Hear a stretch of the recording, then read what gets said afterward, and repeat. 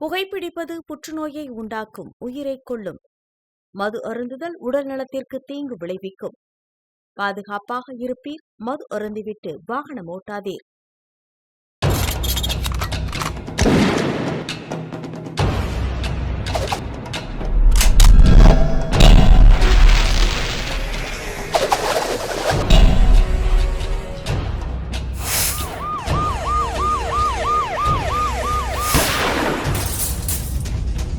கோப்பியம், உண்மையும் பின்னணியும். சிவகங்கை மாவட்டம் குன்றக்குடியைச் சேர்ந்த முன்னாள் ராணுவ வீரரான துரைப்பாண்டின்றவர் கடந்த 1ஆம் தேதி என்ன பண்றாரு, வீட்டிலேருந்து வெளியே போனவர் காணாம போயிடுறாரு. போலீசார் சுமார் 2 வார காலமாக அவரை தேடுறாங்க. துரைப்பாண்டி கொலை செய்யப்பட்டு கொதிக்கக்கூடிய தாத்தொட்டிக்குள்ள அவரை போட்டு அப்படி ஒரு மனுஷன் இருந்தார் அப்படிங்கிறதுக்கான அடையாளமே இல்லாமல் ஆக்கப்பட்டிருக்காரு அப்படிங்கிறத தெரிஞ்சு போலீசாரே மிரண்டு போன பயங்கரமான சம்பவத்தை இப்போ பார்க்கலாம். விருதுநகர் மாவட்டம் காரியாப்பட்டி அருகே மேல அழகியநல்லூர் கிராமத்தை சேர்ந்தவர் முன்னாள் ராணுவ வீரர் துரைப்பாண்டி. இவரது மனைவி மலர்விழியும் திருப்பத்தூரில் உள்ள அரசு மேல்நிலைப் பள்ளியில் தலைமை ஆசிரியராக பணிபுரிந்து வருகிறார்.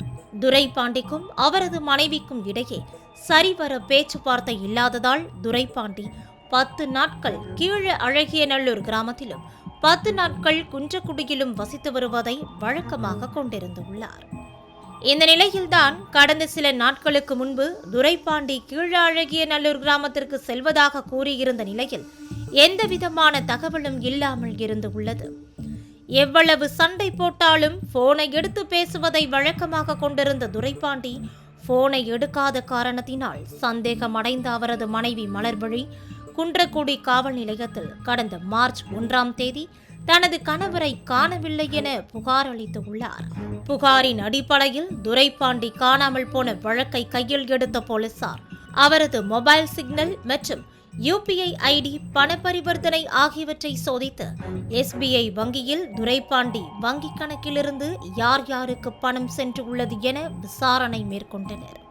அதில் துரைப்பாண்டி வங்கிக் கணக்கிலிருந்து காரியாப்பட்டி அருகே ஒண்டிப்புள்ளி நாயக்கனூர் கிராமத்தை சேர்ந்த கோவிந்தராஜ் என்பவர் மகன் ராம்குமார் வங்கிக் கணக்கிற்கு அதிக அளவு பணம் சென்றது தெரிய வந்தது.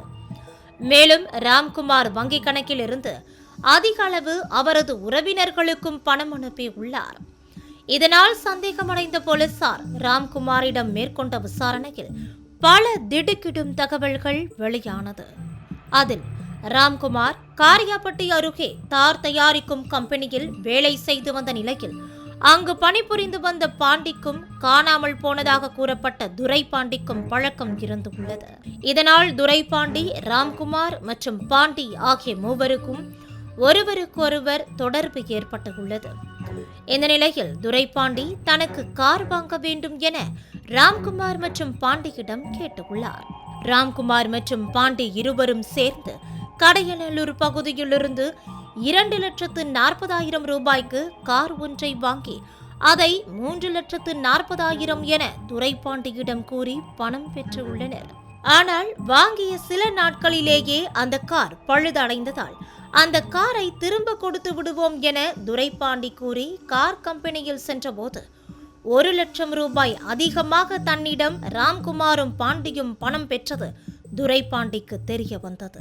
இதனால் துரைப்பாண்டி தன்னை ஏமாற்றி விட்டதாக ராம்குமாரையும் பாண்டியையும் சத்தம் போட்டதோடு ஊரிலும் சென்று கூறியுள்ளார்.